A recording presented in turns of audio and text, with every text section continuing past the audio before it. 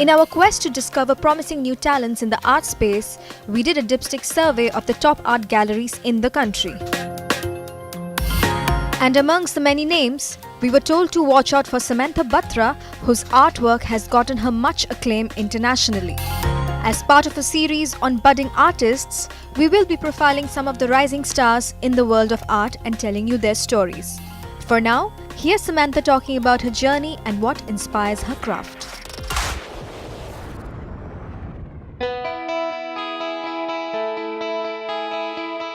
I think I was exposed to art at a very young age. My mother is a very creative person and she exposed me to, line, shape, color, form and just let me run with it. And then when I grew up, I was, constantly visiting galleries, attending openings, speaking to artists and just, delving into art as an onlooker. And then I was also at the same time making my own art.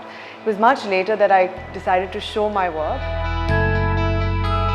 And in terms of concept, I'm very influenced by, mythology, personal history, parenthood, and moving beyond, the realm of the personal, looking at socio-cultural history, society, culture, post-colonial history. I use, to that end, I use traditional media, I use drawing, I use photo-based work.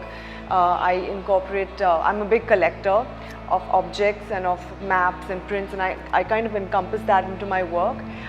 Sometimes my work defies strict classification because I use all three elements, that's traditional media, drawing, photo and sculptural elements to combine into one composite piece.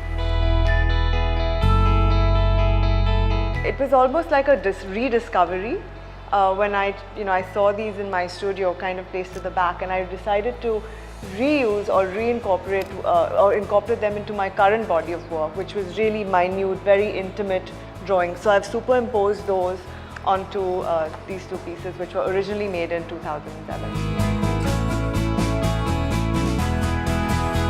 I'm very attracted to vintage objects, and when I collected them, I was really inspired to make a sculptural piece out of them and not really keep them separate. It was more like building of an idea, and also it was also speaking of heritage, personal history. And I've used drawings which I have printed, and then I've cut them with a knife, with a blade, and I've decoupaged them on top of the body of the radio. They were built in the 1940s and early 1950s.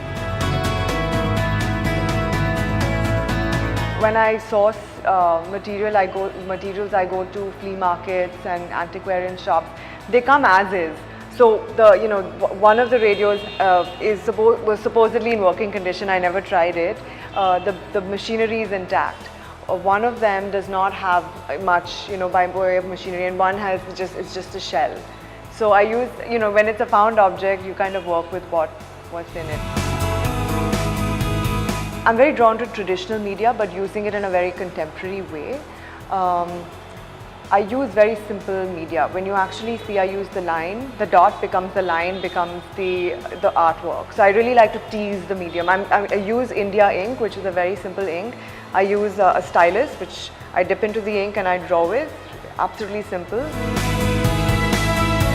Good piece of art is something that brings together a concept, an idea, and technique in a very compelling visual format. The more you view art, the more you educate yourself, the more you learn about art. I think there's a bit of both, the maker of the art, who makes the art, and also the viewer. And it's the dance between the two that makes a really good piece.